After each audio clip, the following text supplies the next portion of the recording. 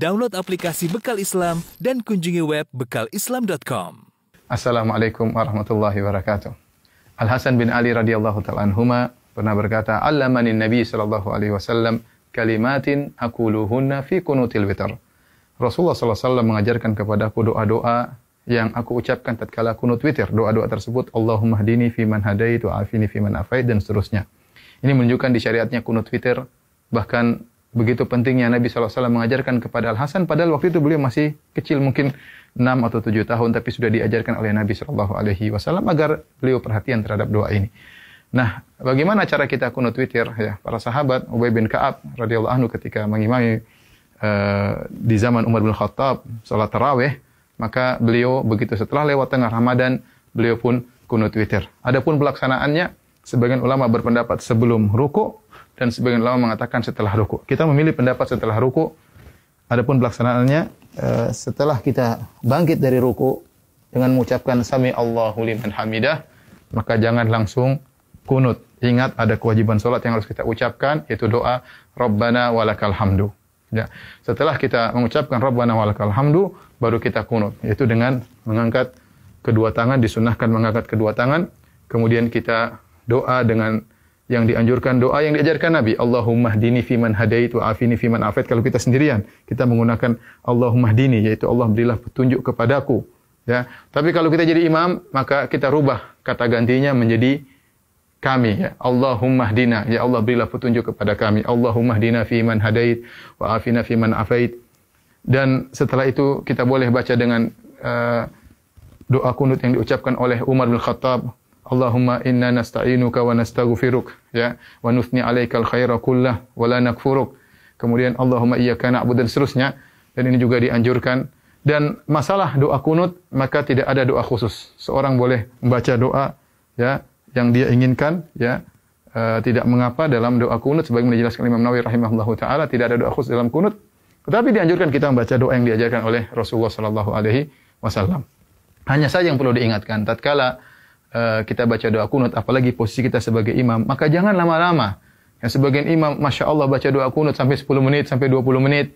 Kasihan jamaah, mereka capek ya. Lihat sunnah yang diajarkan tidak begitu lama, cuma beberapa menit kemudian selesai. Doa yang diajarkan Nabi kepada Hasan juga tidak panjang, doa yang diucapkan oleh Umar juga tidak panjang, maka asalnya doa kunut tidak perlu panjang-panjang. Jangan sampai kita merepotkan makmum, apalagi baca sampai setengah jam. Adapun kalau kita sendiri, kita ingin baca lama-lama, terserah. Tapi kalau kita jadi imam, ingat kondisi makmum. Jadi bebas kita baca dengan doa-doa yang diajarkan oleh Nabi SAW, atau doa-doa yang dibacakan oleh para imam-imam yang indah-indah boleh kita baca dalam kunut. Kemudian jangan lupa di penghujung kunut kita mengucapkan Allahumma sholli ala Muhammad, atau kita bersalawat kepada Nabi SAW. Adapun makmum, ya, maka makmum mengaminkan. Kalau imam baca doa Allahumma hdina fiman hadait, maka mereka mengaminkan, ya.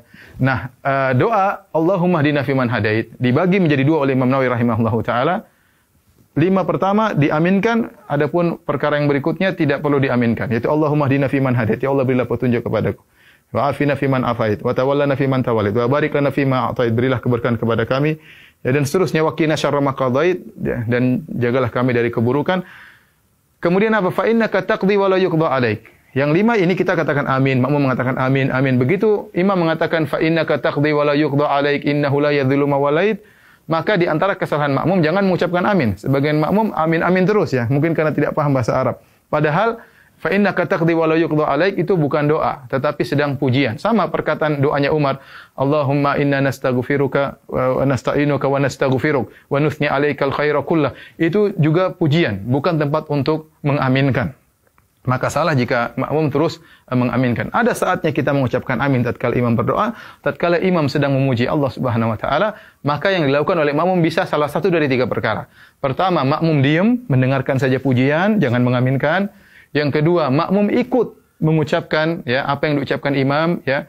Fa innaka taqdi wa la yuqda 'alaik, dia ikut pelan-pelan, innaka taqdi wa la yuqda 'alaik.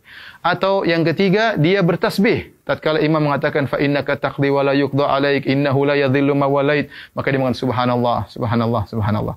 Nah, di antara kesalahan makmum adalah mengaminkan semua yang diucapkan oleh imam. Di antara kesalahan kedua, makmum melihat ke atas, tidak boleh Mungkin saking khusyuknya kemudian amin amin ke atas, itu juga salah. Karena dalam salat kita tidak boleh lihat ke atas. Yang ketiga, setelah selesai kunut mereka mengusapkan kedua tangan ke wajah, dan ini diingatkan oleh Imam Nawawi dalam kitabnya Al-Majmu', menukil dari Al-Baihaqi bahwasanya tidak diriwayatkan dari seorang salaf pun dalam salat mereka berdoa kemudian mengusapkan tangan ke wajah.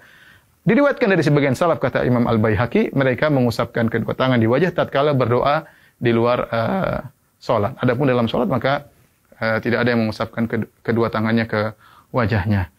Semoga kita bisa menjalankan kunut witir dengan baik, dan jangan lupakan doa untuk negeri kita, kemudian untuk masyarakat kaum muslimin di dunia, dan semoga wabah segera diangkat oleh Allah Subhanahu wa taala. Wabillahi taufik. Assalamualaikum warahmatullahi wabarakatuh.